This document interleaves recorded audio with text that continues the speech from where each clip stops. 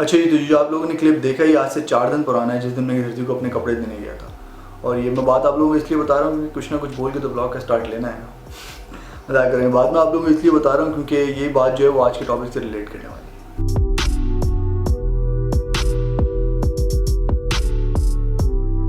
آج کے بلاگ آپ لوگوں کو سمجھنے کے لیے پورا اینڈ تک دیکھنا پڑے گا. تو شروعات یہاں سے ہوتی ہے کہ آج سے 4 دن پہلے میں درزی کو اپنا کپڑا دکھ رہا تھا عید کا سوٹ کا سلنے کے لیے.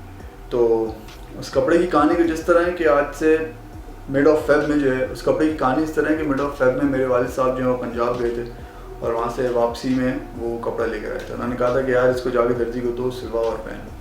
تو اس کے کچھ 10-15 دن بعد میرے ایگزام شروع ہو رہے تھے. تو میں نے بولا کہ ہاں میں دے آؤں گا کرتے کرتے میرے ایگزامس کی ٹینشن میں میری ذہن سے بات نکلی. ایگزامس میرے ختم ہوئے, کچھ دن اور گزرے اور لاک ڈاؤن شروع ہو گیا. اب لاک ڈاؤن میں جو ساری دکانیں وغیرہ بند ہو گئی اور میں یہی سوچ رہا تھا کہ یار اب میں کہاں لاک ڈاؤن میں نکلوں گا. میں لاک ڈاؤن میں باہر نکلنا نہیں چاہ رہا تھا. تو میرے ذہن میں یہ ہے کہ یار سوٹ تو میرے پاس پڑا ہوا ہے تو کیوں نہ میں یہی جا کے درزی کو دوں. اب جب میں درزی کو یہ سوٹ دینے جا رہا تھا تو میرے ذہن میں یہ آیا کہ یار every thing happens for a reason. اگر میں پہلے یہ سوٹ دے آتا تو شاید آج مجھے بازار میں نکلنا پڑتا, باہر جانا پڑتا سوٹ خریدنے کے لیے. And it reminds me of a story which I have heard when I was young. اور وہ اسٹوری کچھ اس طرح سے کہ گاؤں میں ایک کسان رہ رہا ہوتا ہے اپنے اکلوتے بیٹے کے ساتھ. اس کے پاس ایک گھوڑا ہوتا ہے, کافی غریب سا آدمی ہوتا ہے. تو ایک دن اس کا گھوڑا جو ہے وہ گھر سے بھاگ جاتا ہے. سارے گاؤں والے اکٹھے ہوتے ہیں اور کسان کو بولتے ہیں کہ یار یہ تو بہت برا ہوا. لیکن کسان بولتا ہے کہ every thing happens for a reason, every thing happens for good. ہم کچھ نہیں کہہ سکتے کہ یہ برا ہوا ہے اچھا ہوا, یہ خدا جانتا ہے. اب ایک دن گزرتا ہے, اگلے دن اس کا گھوڑا جو ہے بہت زیادہ گھوڑے اپنے ساتھ واپس لے کے آتا تھا. تو گاؤں والے پھر اکٹھے ہوتے ہیں اور کہتے ہیں کہ یہ تو بہت اچھا ہوا کہ تمہارا گھوڑا گیا تھا اور بہت زیادہ گھوڑے واپس لے کے آ گئے.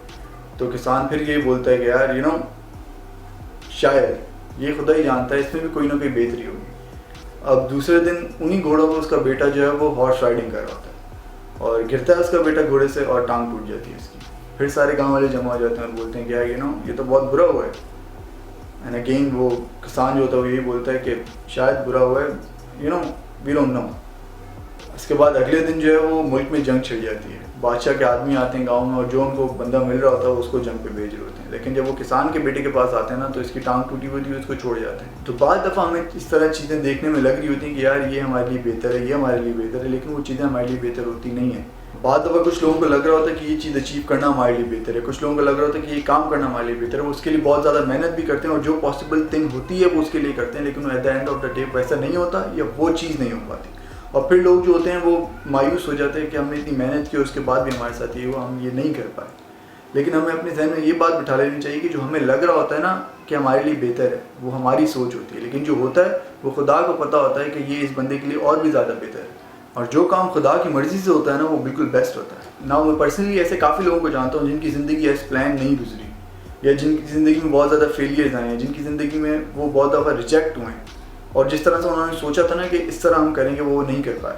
لیکن وہ اس بات کو خود ایڈمٹ کریں کہ اگر ہم جس طرح ہم نے سوچا تھا ویسا ہو جاتا یا وہ ہم کر لیتے نا تو آج ہم اس مقام پہ نہیں ہوتے. فار ایگزامپل کچھ ایسے لوگ تھے جن کو ذہن میں تھا کہ ہم جب کالج سے گریجویٹ ہوں گے نا تو ہم اس فارم میں جائیں گے, ہم یہ نوکری کریں گے, ہم یہ جاب کریں گے, لیکن اس طرح کا نہیں ہو پایا. ان کو ان فرمز میں جاب نہیں ملی, لیکن بجائے مایوس ہونے کے انہوں نے اپنا ہارڈ ورک کیا اور انہوں نے یہ سوچ لیا کہ ہمیں اس فرم میں جاب نہیں ملی تو اس میں ہمارے لیے کوئی بہتری ہے. آج ان کی اپنی فرمز ہیں. کام اور برائن ایکٹنگ جو ہے وہ فیس بک میں نوکری کرنا چاہتے تھے. فیس بک نے انہیں ریجیکٹ کیا اور اس کے کچھ عرصے بعد انہوں نے واٹس ایپ جیسی ایپ بنا ڈالی. نا اگر فیس بک انہیں ریجیکٹ نہیں کرتا تو شاید واٹس ایپ بھی نہیں بنا پاتے. اردو میں ایک کہاوت ہے کہ ہر چمکتی ہوئی چیز سونا نہیں ہوتی. جو ہمیں لگ رہا ہوتا ہے کہ ہمارے لیے بہتر ہے لازمی نہیں کہ وہ ہمارے لیے بہتر ہو. اور ہمیں یہی بات اپنے ذہن میں بٹھانے کی ضرورت ہے کہ اگر ہم کوئی کام نہیں کر پائے, کوئی چیز نہیں اچیو کروائے, کوئی چیز ہمیں نہیں ملی تو اس میں ہمارے لیے کوئی نہ کوئی ہماری بہتری ہی ہے. اور جب ہم یہ بات اپنے ذہن میں بٹھا لیں گے تو ہماری زندگی میں ایک سکون سا آ جائے گا, ایک اطمینان سا آ جائے گا اور ہم ڈپریشن میں جانے سے بچ جائیں. تو یہ تھا آج کا ولاگ. آپ سب لوگوں سے ملاقات ہوتی ہے اگلے ولاگ میں. جب تک کے لیے خدا حافظ.